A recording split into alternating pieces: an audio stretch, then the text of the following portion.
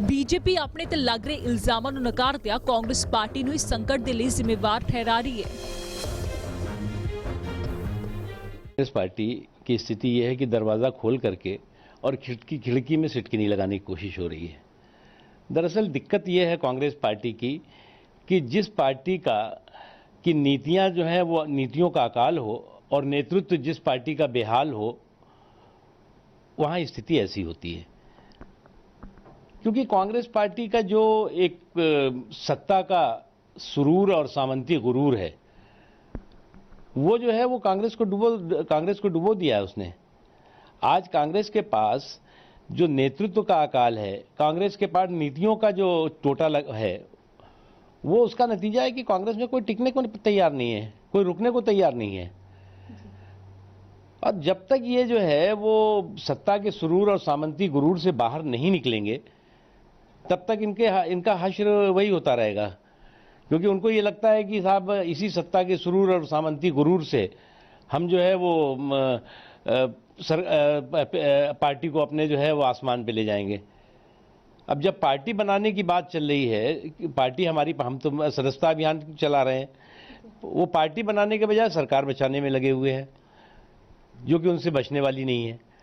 क्योंकि आज की तारीख में जिस तरह की बदहाली और बेहाली कांग्रेस पार्टी में दिखाई पड़ रही है, उतनी ज़्यादा बदहाली बेहाली दिखाई नहीं पड़ी, और उसके लिए जिम्मेदार कोई और नहीं है, खुद कांग्रेस पार्टी है। कांग्रेस की जो अहंकारी नीतियां हैं, जो कांग्रेस पार्टी की नकारात्मक सोच रही है, उसका वो जिम्मेदार है। कांग्रेस पार्टी, मैंने पहले भी बता चुका हूं, कांग्रेस पार्टी लीडरलेस हो गया है।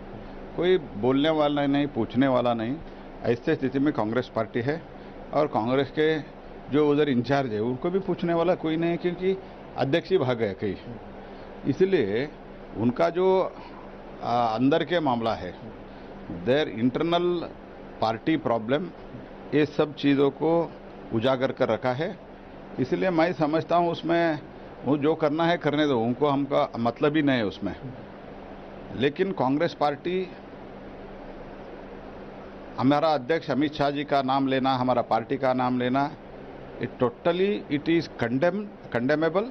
एंड इसमें तो if they can save government, let them save, we are not coming in the way, but unnecessarily bringing the most prestigious leaders of the country, Amit Shah and some other leaders, it is not acceptable. And let them set right their home first. After that, let them speak. And initially, this crisis, the root cause of this crisis is Mr. Siddaramaiah. He never wanted Mr. Kumaraswamy or anybody from Deve Gowda's family to be in the chair. And also he never wanted any person other than him in the Congress party to develop and grow. That's why to curb Mr. Parmeshwar and to avoid, to eliminate politically Deve Gowda family, initially Siddaramaiah has hatched this total conspiracy, and now probably it appears it has gone out of his hand. For that BJP is not responsible. इस दरमियान रक्षा मंत्री राजनाथ सिंह ने अपनी सफाई च कहा कि कर्नाटक सरकार दे डिगन च बीजेपी की कोई भूमिका नहीं है। राजनाथ सिंह ने कांग्रेस से चुटकी लैंदिया कहा कि कर्नाटक च जारी सियासी तनाव च बीजेपी जिम्मेवार नहीं है। रेजिग्नेशन देने का मामला तो राहुल गांधी ने शुरू किया, इस नाल साडा की लेना देना। कर्नाटक में इस समय जो कुछ भी हो रहा है उससे हमारी पार्टी का कोई लेना देना नहीं है। और आज तक का हमारी पार्टी का इतिहास रहा है, किसी दूसरे राजनीतिक पार्टी के संसद सदस्य अथवा विधायक के ऊपर प्रेशर बिल्डअप करके अथवा उसको किसी प्रकार का प्रलोभन देकर दल बदल कराने की कोशिश हम लोगों ने नहीं की है। क्यों?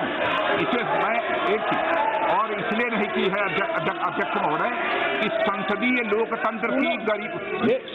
लोकतंत्र की गरिमा, पार्लियामेंट्री डेमोक्रेसी की गरिमा को बनाए रखने के प्रति हम लोग पूरी तरह से कमिटेड हैं। लेकिन जो भी प्रश्न यहाँ पर हमारे नेता कांग्रेस लोकसभा दल और हमारे टीएमसी के नेताओं के द्वारा तो उठाया गया, तो हमारे डीएमके के बालू साहब, बालू साहब का डिफरेंट, तो मैं ये कहना चाहता हूँ कि त्याग पत्र दिलाने का सिलसिला हम लोगों ने प्रारंभ नहीं किया। कांग्रेस में तो राहुल गांधी जी ने ही यह सिलसिला त्याग पत्र देने का प्रारंभ किया है। और उन्होंने स्वयं भी अपने लोगों को कहा है त्याग पत्र देने के लिए। और आपने देखा एक से एक दिग्गज नेता सारे वह लगातार त्याग पत्र देने का काम कर रहे हैं और यह त्याग पत्र देने का सिलसिला तो लगातार यह चल रहा है। ਸੀਨੀਅਰ ਨੇਤਾਵਾਂ ਦੀਆਂ ਬੈਠਕਾਂ ਜਾਰੀ ਨੇ। ਕਾਂਗਰਸ ਨੂੰ ਭਰੋਸਾ ਹੈ ਕਿ ਅਸਤੀਫਾ ਦੇਣ ਵਾਲੇ ਵਿਧਾਇਕ ਵਾਪਸ ਆ ਜਾਣਗੇ। ਕਾਂਗਰਸ ਨੂੰ ਵਿਧਾਇਕਾਂ ਦੀ ਘਰ ਵਾਪਸੀ ਦਾ ਇੰਤਜ਼ਾਰ ਹੈ। ਇਸ ਦਰਮਿਆਨ ਕਾਂਗਰਸ ਸਰਕੂਲਰ ਜਾਰੀ ਕਰ ਸਾਰੇ ਵਿਧਾਇਕਾਂ ਨੂੰ 9 ਜੁਲਾਈ ਹਾਜ਼ਰ ਰਹਿਣ ਦੇ ਹੁਕਮ ਦਿੱਤੇ ਨੇ। ਬੀਜੇਪੀ ਨੇ ਵੀ ਬੈਠਕ ਸੱਦੀ ਹੈ। ਸੂਤਰਾਂ ਦੀ ਮੰਨੀਏ ਤਾਂ ਕਰਨਾਟਕ ਦੇ ਰਾਜਪਾਲ 17 ਜੁਲਾਈ ਨੂੰ ਬਹੁਮਤ ਪ੍ਰੀਖਣ ਲਈ ਕਹਿ ਸਕਦੇ ਨੇ।